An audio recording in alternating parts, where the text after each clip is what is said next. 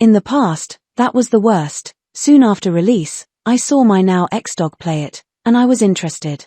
Years later, in the late noughties, I tried it for myself. I liked the tutorial alright, but as with many of big RPGs, I lost interest once I got to the first city point. The point where RPGs open up and become too overwhelmingly uncurated, while maintaining the focus on the lack of players' expression. I felt the same with just almost all of them.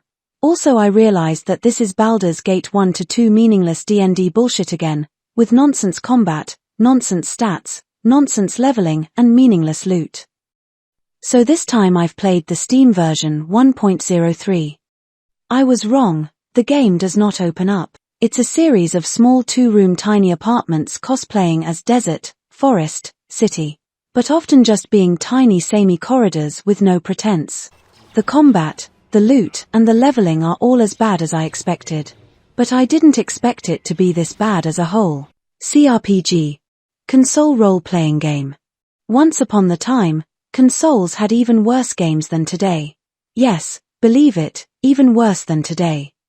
Until people like the original ID Software team unlocked the power of traditional PCs, ancient personal computers by Fairchild had games that were fit for their hardware. Bad games. But they could have been good. Then PC showed everything that it can do, from extremely complex and deep games, to fully 3D graphics with no stupid pre-rendered backgrounds. From fast-paced engaging FPS games to slow and methodical turn-based strategies or detailed tactics. People saw that all of it is plain better than yet another pseudo 3D platformer with bad controls and unfair difficulty.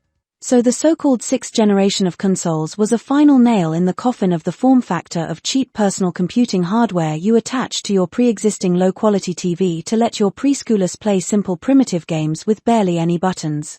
The developers became envious of the PC market and tried to cram big games, 3D graphics, and new popular genres into the hardware that was still fit only for cartoony 2D platformers.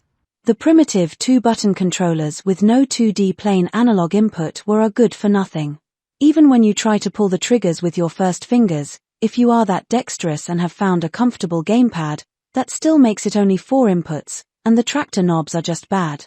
Not buttons, not joysticks, worse than both and always faulty. Before the 2008 Yankee crisis and hostile acquisitions, there still were mid-core game studios making PC-exclusive games. Back then the difference between the weakest PC game and the strongest console game was the difference between a course in advanced quantum mechanics and Peppa Pig. To this day no one managed to match UFO, Dungeon Keeper, and many other unique games.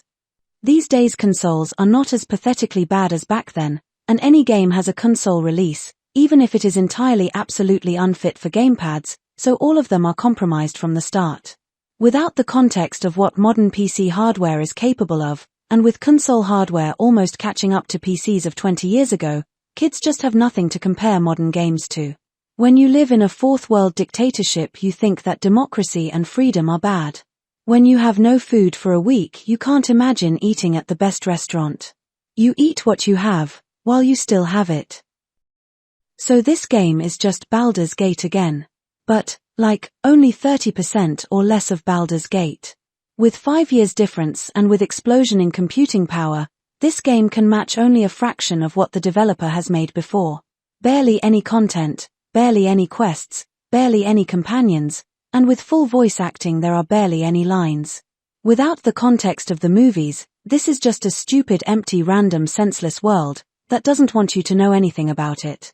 To be precise, it's just yet another BioWARPG.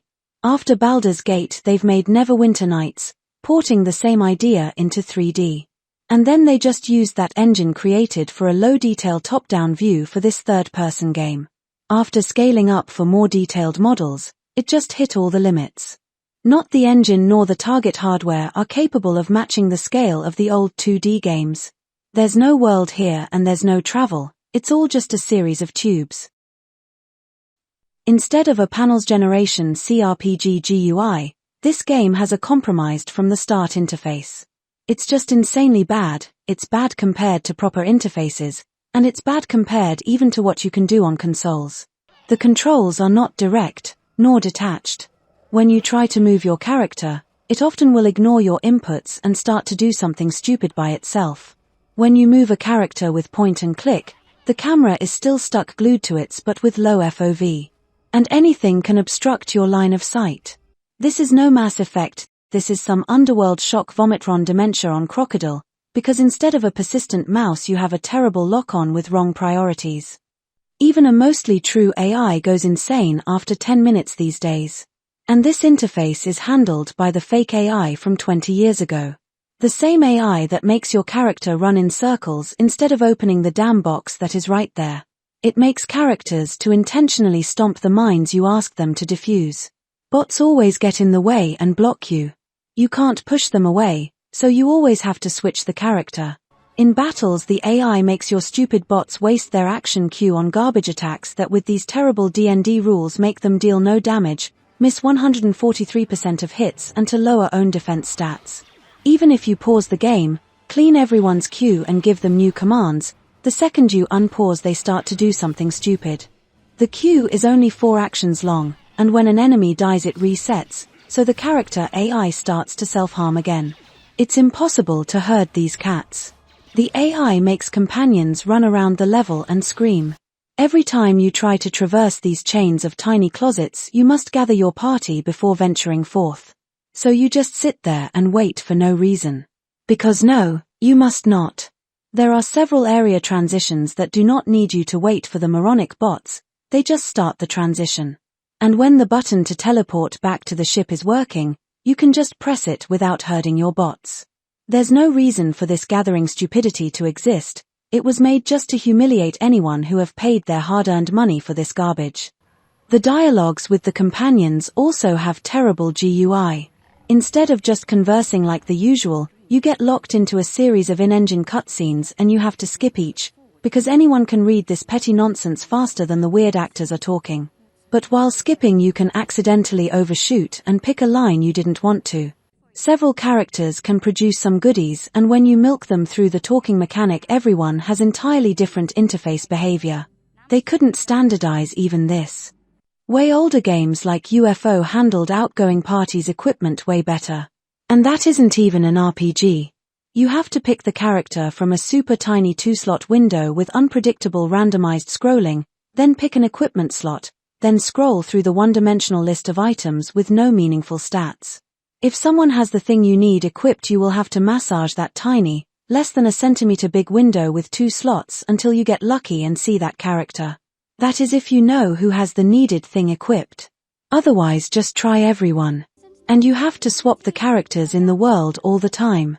Not only because they have skills, but because companion quests are like a half of the total number of side quests here. You have to tag alone with them until they smell farts, and the game prompts you to talk to them. But when you do, they just ask, "What do you care?" There's no option to tell them that the game has forced you to. And also, that can happen like 3 times in a span of 5 minutes. This is handled extremely bad. In the earlier games all the characters talking to you could happen in inappropriate places, but it still felt way more natural than the game itself telling you to talk to characters who are depicted smelling farts. Different characters have different comments to different quests. And you can't have everyone always with you, so you are always missing a big chunk of writing in this already tiny supposedly RPG. Well, the stupid RPGs with their party size limits was already very bad. It's the end of the world so let's go with 6 people against an army, when there could have been at least 20. You are aware that Tolkien actually gave a legit reason for the party in The Lord of the Rings? And that then he filled most of the books with giant battles between giant armies? The party adventures from Salvatore are all legit too. It's usually about small events where some wacky guy wants to do something stupid, and his good friends just tag along. Every time when it is a serious event there's an army to deal with it. I want to see, like, 50 guys together kicking the big bad while he is on the floor. And this game is the stupidest out of RPGs I've played. You have 9 companions at best, and you can take only 2 with you. Because of that you will have to run back every time you have to swap to a specialist to deal with mines, repairs, or computers. And even if this small game is a series of several tiny rooms, it doesn't mean it's short, with the amount of walking everywhere and waiting for stuff. Sometimes your swap party and teleport to the ship and back buttons get disabled for no reason. Imagine hauling through desert to Sand People Town, only to realize that you forgot the robot. Or hiking all the way through Kashyyyk until you reach the force field without Gramps. Now just walk all the way back to the ship and back again. In BG you could at least just click and go get a drink while they run. Here you have to manually navigate empty dead corridors time after time. Normal RPGs have 8 people in a party, that's about the number of companions an average player would have here in total. You could have just brought everyone together with you if it wasn't a bad game. In good proper turn-based games, having a lot of dudes means a lot of micromanagement. But just like in Fallout, you do not control your companions. More than that, you do not control yourself. And it's not turn-based. There was no reason for this stupid limit outside of bad design. You don't control anyone because there is no combat system here. There's less of a combat system than even in Baldur's Gate. You could spam spells there, switch ammo, do stupid things. Here it's just a tab target MMO combat with no skills, because most of the skills are bad. Only the dark side can do anything, if you to believe the bots. But with 146% miss rate, I expect the player character be useless even with the full range of dark side powers. The melee animations are more or less elaborate and kinda look okay. But this Star Wars game have everyone use medieval swords. BioWare couldn't unstuck their heads from their asses even for this IP. There's a very weak explanation, worse than the one from Dunk, that gets forgotten instantly. While the IP was advertising lightsabers like cream pies, in this game they do barely any damage and can be blocked by medieval swords. The guns are a joke. Everyone is standing in place and just missing every shot. If at the max level and max specialization pistols can more or less hit anything, all the heavy weapons do like 5 shots and always miss 4 of them. If they have less damage per shot than pistols, why do they exist? You can't dual wield a sword with a gun. Either 2 of those or 2 of these. There's only one hand item in the game, with the characters having 2 hand slots. You can only put pointless consumables there. The stun effects do not work. Not the stun guns, not the stun skill, not the stun crystal for laser swords. Stealth doesn't work, you just auto-decloak before the attack, alerting the enemy. And you have to disband the party to even enter the stealth. There are no loadouts.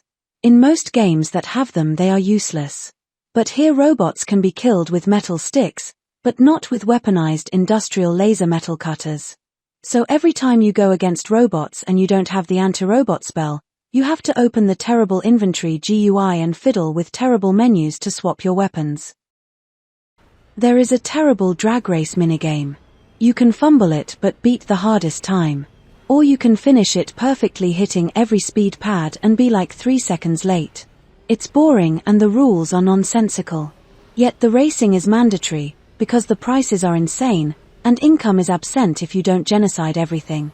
By the endgame I couldn't afford most of the good items, despite only selling stuff on the space station where the prices are better. The other good source of income is to entirely milk your companions who produce stuff and sell that. Yet again, you have to milk them for about 10 times, then put the items into a bin and milk again, repeating until they run out. As if that's not the most obvious thing a player would do. This artificial limitation is meaningless and exists only to humiliate the players. The others refresh with every star map piece. And still I couldn't afford anything. I assume the items I've missed would be good because +5 dexterity sounds better than plus dexterity. But also all the stats are absolutely meaningless and don't do anything in combat.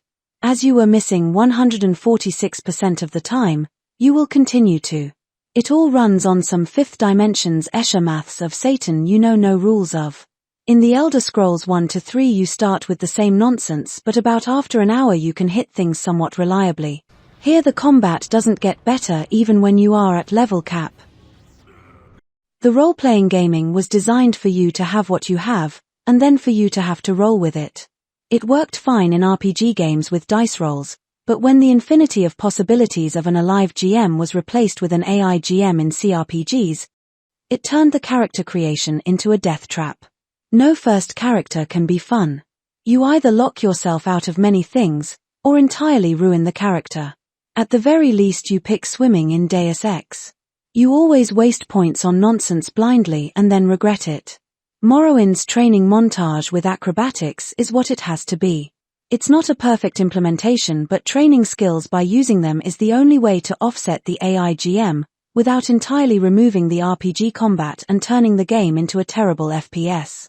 You find a new shiny toy, you play with it, and you get better. Instead of picking weapon class X during the creation to discover that there are only 3 X in a 500 hours long game and all 3 suck. Like there's an extensive martial arts tree in Fallout 2. But even then, it was taking more than half an hour to deal with an enclave patrol, even with immortality cheats, on a character peak focused on the martial arts build with 300% hand-to-hand. A no-intelligence build is more viable in that game than a Karate Kid. And I restarted Wasteland 2 about 5 times because of unforeseen consequences of the character creation. In this game most skills are plain garbage, most feats are garbage, almost every power is garbage. Only heals and the saber throw provide the desired result.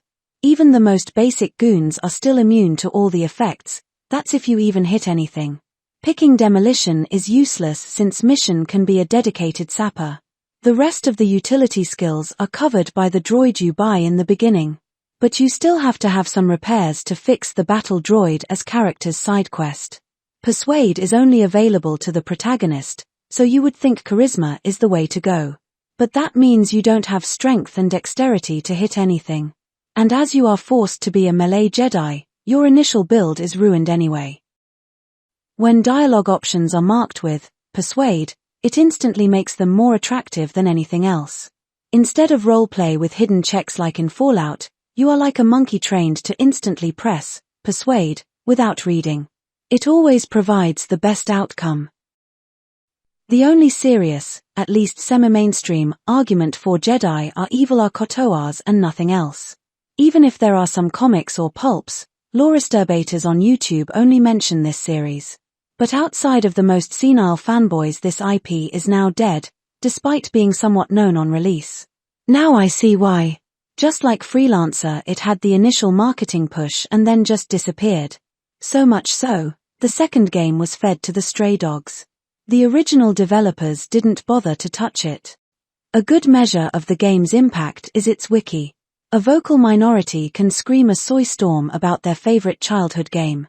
But when it comes to literally working for free creating at least a fan wiki for the game, none is ready to put their hands where their mouth is. Mass Effect, which is based on this game and made by the same studio, has an extensive wiki, yet Kotoars have none. Even despite the IP being popular in the West. All the entries in the main S-wiki are focused on the lore. And nothing covers the gameplay, but the old-school Web 1.0 personal sites, which lack the holistic approach. The game opens with a character talking to you about the mouse pointer. Yeah, this is the demo of the quality of writing in this thing. When you land, the Boy Scout ignores you robbing people. At least the people react to it and surrender. On the first planet. The only other time your actions are partially acknowledged is in the Sand People town. It is never commented on by the soldier and it is never explained why he sticks to you. It could have at least been stated that you are the language expert. An alien on a human planet complains that she has no human customers. Maybe it's because you don't speak English to the population of the planet. And then the Boy Scout understands her somehow. You get light points for executing people on the street with no procedure. And Sith are okay with people running around with guns and swords and killing persons. The Hidden Beck's secret base has secret base written right on it, and the bouncer screams at you about the secret Hidden Beck's base. For some reason you can't change your clothes inside the said base. The little blue girl looks nothing like the rest of her species. The game claims that her species is the sexiest and that's why they are often enthralled. But no one but her look cute, and the guys who are also used as sex thralls look way more like Bib Fortuna than Lucky Blue Smith or Ernest Kalimov. And of course she speaks only English. How convenient, innit? The Wookiee companion is holiday special for 70 hours. Like, yeah, it's kinda a correct way to do it, but still this game is just hours upon hours of. Vasily has a comb over on her face and it looks really bad. She refuses to do Jedi mind tricks for the sake of the mission. And then she changes her personality entirely several times. There are many stupid scripted kill events. The characters being one-shot in cutscenes is always dumb. So, why the Mandalorian didn't go away? The Wookiee is bound to you, the girl likes the Wookiee, the droids are your thralls, Vasily and the demon girl are bound to you by the task, the soldier is from Republic and he is personally against Malika. But the Mandalorian never told you anything. Like, that you are going to fight the entire Sith force, and that's a fight worth getting into. Turns out Juju Chewbacca is from Tarsai's planet somehow and then somehow, she blames you instead of Sith. You weren't even supposed to be there, you bailed from a spaceship. Also, she didn't see the cutscene on the bridge, and neither did your characters. That accusation is so stupid. Just like the whole game talking about Sith recruitment. Yes, I understand that we live in the time that proved that human morons would come up with any excuse they want even when they literally see the war crimes with literally their literal eyes. But then again, how can you instantly prove to everyone that Sith are evil with forged letters, and turn them into Jedi sheeple, after they saw an entire planet wiped out for no reason and thought it was a good deed? On the second planet you watch a bad training montage and then meaningless Jedi classes are forced upon you. I've spent an hour trying to find any information about this choice, but there is none. And it doesn't matter anyway, because feats are stupid and useless. I started with role-playing an asshole who kills bandits for fun, robs poor, and was in Republic Army for some wrong reasons. But everything bad I did gave me light points. Jedi are truly evil. The game shows Jedi to be dogmatic, annoying, useless assholes and wants you to question their dangerous cult of child soldiers. But it peppers you with light side points for saying good morning to people instead of raping them at gunpoint. And it gives dark side points almost exclusively for starting genocides. You literally can't be a modest, decent person without the universe seeing you as a saint.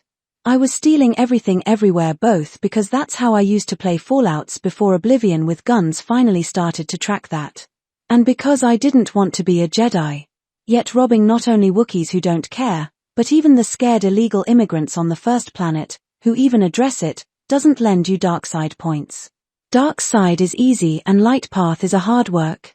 More like light side is being anyone more decent than Putin and Hitler combined, and dark side is trying hard to be worse than Putin and Hitler. That one killed millions, Malak shelled an entire planet before breakfast. And then the Jedi path is to genocide all Rakata with dark skin, and help Rakata with light skin to start a eugenics program. So, wait. Revan has spent years training from a kid to an adult Padawan. Then spent years to become a knight.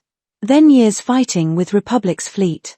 Then years fighting against the Republic with Sith fleet. And now you are treated by everyone as a kid. Are you, like, a kid in their 40s? Sand people can destroy mid-level Jedi in just one strike. And each time you die you have to watch that long unskippable ambush cutscene. What a horrible night to play a turd. Sand people clothes are not even modeled, so they make the short girl higher, and in general everyone to have the same body type. Calling them Tusken Raiders is plain racist. It's like instead of calling Deutsches German people, you will start to call them juice burners. Doesn't sound so good anymore, innit? For the literal last battle deciding the fate of the universe blah blah you go as a group of 3. Everyone else is chilling on the ship doing literally nothing. And then 2 of your guys abandon you, so you have to face the boss alone. 9 or less dudes could fight the Galaxy Hitler, but they risked it all to send just one of them alone, and the most compromised one of them all. Do you think Bin Laden was killed in one-on-one dildo slap fight combat, or a bunch of dudes shot everything that moved and not, and sorted the bodies afterwards? The game killing off entire planets and locking you out of them and out of some of the companions is kinda brave. You won't see that these days. But also that's for a reason. This is not a role-playing story with a masterful GM guiding your experience. It's a cold, mechanical, boring, and bad game. When you miss entire chunks of content in Fallout, you still have your feel of accomplishment. But here there are literal holes unfilled by the companions you did miss. This is pure negative possibility space, FOMO, and pressure to read up the wiki and all the walkthroughs to not miss the content. Especially when there's so little of it. And then there are people who play it like I did. The beginning of the game showcased how bad it will be. So since I decided to force myself to finish it, I wanted to do as much as I can in one run. I try to cover most of the content of a chosen game, but I'm not paid to have very detailed exploratory surgery and finish each game 5 times like Noah or Patrician TV. If we ignore everything else about this game and all the bad design, it still has kinda somewhat okay art. Even if the texture size is often pathetic. The guns are not from World War II anymore. It's dated technologically, but it looks fine on the screenshots. Especially most of the faces. Watch_cake. And then the girls are given a real big posterior, and in their walking animation it spins all around the screen. Meanwhile boys have like negative curvature. Do they even squat? And their run animation is with a stick up their ass. The biggest bubble but on a slender frame and thin waist I ever saw in my life was on my dog from Wikipedia. I doubt a girl can compete with that. Why here all males are so flat, even the alien ones? And then this game that is sold today for real money is a total bugatron. If you have 2 screens it can't even keep the pointer inside the game. Your characters can get stuck. You can lose all control of the interfaces because one of your bots is stuck somewhere. You can't change equipment or interact with anything until it comes near you. Everything on the screen but persons can be replaced with a white void. The game often crashes. It often corrupts your saves, so always save into a new slot. Sometimes it corrupts your saves so much it jokes at you. There are progress blocking bugs. Especially on the Leviathan. Then there's XOR bug that can lock you out of your companion quests. And then there's the disappearing sound. The game can just decide to turn your sound off. You can shout and you can scream, restart the game, verify integrity. Do whatever, it won't come back. All the super very totally helpful advice you will find on the internet, just assume that you are an idiot who forgot to put on headphones. You can even disable every single output on your PC but one, the sound still won't return. And every time I managed to fix it, it was something different. Trying to play this game is being a Skinner pigeon engaged in ritualistic behavior. One time sound has appeared after me fiddling with the Win 10 sound panel. Next time I had to edit .ini and put sound in it equals 1 there. Next time I had to delete the .ini file. Next time I deleted sound init line. Next time I deleted the .exe file and verified it. Next time I was just doing all the actions and many of the recommended more, again and again until the sound has finally appeared. This is just cursed. So, this game remembered only by the vocal extra small minority is just Mass Effect but worse. It is a small game and this is not a galaxy far away, it's a collection of several tens of small rooms. And then the writing is even worse than Mass Effect and the combat of you watching the game play itself is the worst. Bad game. Bad storytelling. Non-story. -2 out of +3, and mostly harmful.